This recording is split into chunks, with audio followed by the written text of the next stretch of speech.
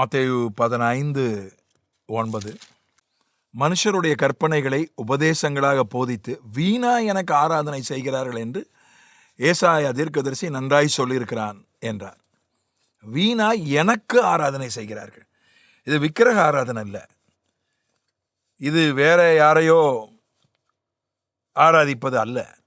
கர்த்தரை தான் ஆராதிக்கிறாங்க, ஆனால் வீணான ஆராதனை செய்கிறாங்க. அப்படின்னா என்ன அர்த்தம்? அவங்க ஆராதனை செய்கிறது கர்த்தருக்கு போகலை. கர்த்தரை தான் ஆராதிக்கிறாங்க அவங்க, ஆனால் ஆராதனை கர்த்தரை போய் சேரல, வீணா போயிடுச்சு. இப்போ ஆண்டவர் என்ன சொன்னார்? ஆராதனையை பற்றி என்ன சொன்னார்? யோவானில் அவர் சொன்னார், 4ஆம் அதிகாரம் 24ஆம் வசனத்தில் சொன்னார். அதான் ஃபார்முலா, ஆராதனைக்கு அதான் ஃபார்முலா. நான் ஒரு ஆராதனை வீரன் கிடையாது,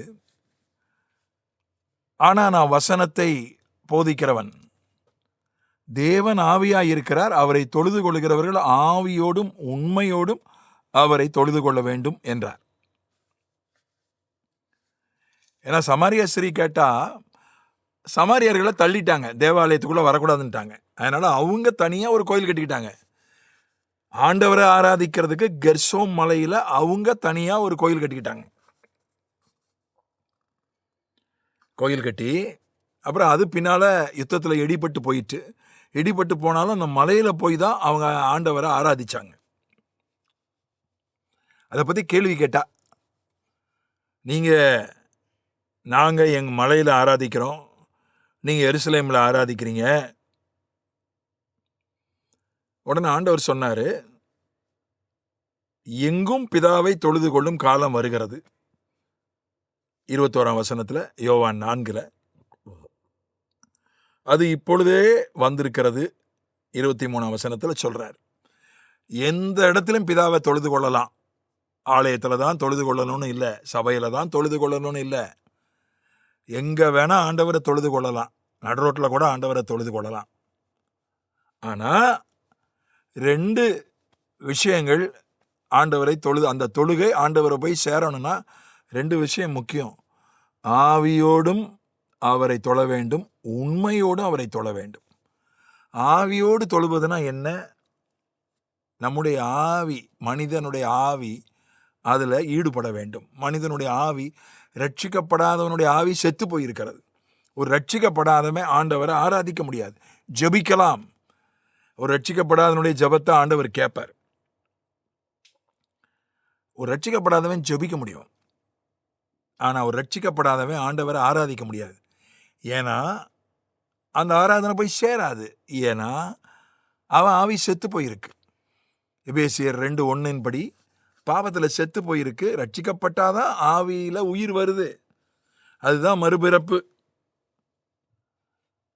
ஆவி பிறக்குது, ஆவியில் உயிர் வருது. ரட்சிக்கப்பட்டவனுடைய ஆராதனையை தான் ஆண்டவர் ஏற்றுக்கொள்கிறாரு. ரட்சிக்கப்பட்டவனுடைய ஆராதனை தான் ஆண்டவரை போய் சேருது. அதனால் நான் பாரம்பரிய கிறிஸ்தவன், நான் 8 தலைமுறையாக கிறிஸ்தவன். எங்கள் தாத்தா அப்போஸ்தலர், எங்கள் அப்பா தீர்க்கதரிசி, நான் என் பேரே கிறிஸ்துதாசு, பேரே ஏசுதாசுன்னு சொல்லிட்டு இருக்க முடியாது. ரட்சிக்கப்பட்டாதான் நம்முடைய ஆராதனை ஆண்டவரை போய் சேரும். 2வது, உண்மையோடு தொழுது கொள்ளணும், உண்மையாக இருக்கணும். அது ரொம்ப முக்கியம். ரட்சிக்கப்பட்டால் மட்டும் போதாது, நம்முடைய வாழ்க்கையில் உண்மை இருக்கணும். உண்மையுள்ளவர்களாக இருப்பதற்கு முயற்சிக்கணும், ஜெபம் பண்ணணும். 100க்கு 100 உண்மை உள்ளவன் யாரும் கிடையாது, ஆண்டவரை தவிர யாரும் கிடையாது. உண்மை உள்ளவர்களாக இருப்பதற்காக ஜெபிக்கணும், உண்மை உள்ளவர்களாக இருப்பதற்காக முயற்சி எடுக்கணும். அப்படிப்பட்டவருடைய ஆராதனை தான் ஆண்டவரை போய் சேருது. நல்லா ஆராதிக்கிறாங்க, அது ஆராதிப்பது தப்பு இல்லை. என்ன இசை அப்படியே பரலோகம் மாதிரி இருக்குது, இசையும் பாட்டும் ஆராதனையும் அப்படி பரலோகம் மாதிரி இருக்குது, இளைஞர்களை ஈர்க்கிறது. அதை சுவிசேஷ ஊழியம் என்று எடுத்துக்கொள்ளலாம். சுவிசேஷ ஊழியமாக அது பயன்படுது, ஆறுதலை உண்டாக்குது, எல்லாம் செய்து உற்சாகப்படுத்துது, தைரியப்படுத்துது, எல்லாம் செய்யுது. அதில் இருக்கிற வார்த்தைகள், வசனங்கள் பேசுது, எல்லாம் செய்யுது. ஆனால் அது ஆராதனையாய் மாற வேண்டுமானால், அது ஆராதனை வீரர் அவர் ரட்சிக்கப்பட்டவராக இருக்கணும். அவர் உண்மை உள்ளவராய் இருப்பதற்கு பிரயாசப்படுகிறவராய் ஒப்பு கொடுத்தவராய் இருந்தாதான் அந்த ஆராதனை ஆண்டவரை போய் சேரும். இல்லைன்னா அந்த ஆராதனை காற்றுல கரைஞ்சு போயிடும்.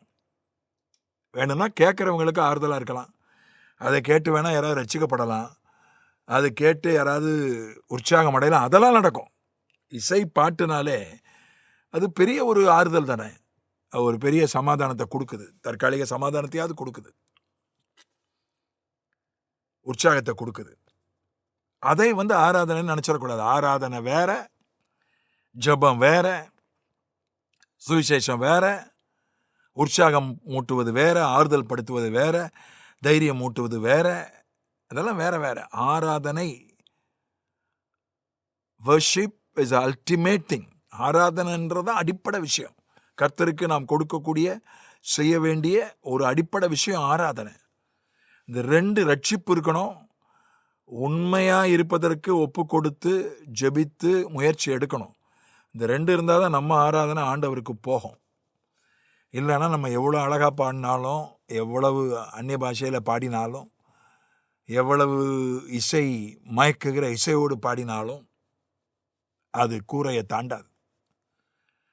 அதனால் ஆராதிக்கிற பிள்ளைகள், என்ன, நான் ஆராதனை வீரன் கிடையாது, நான் பாடகன் கிடையாது, நான் இப்போ வேதத்தை போதிக்கிறவன். ஆகினால இந்த ரெண்டு புள்ளிகள் இல்லை என்றால் ஆராதனை வீண். ஆகவே நம்முடைய ஆராதனைகள் ஆண்டவரை போய் எட்டுவதாக, நம்முடைய ஆராதனைகள் பிரயோஜனமுள்ளவைகளாய் இருப்பதாக. ஆமென்.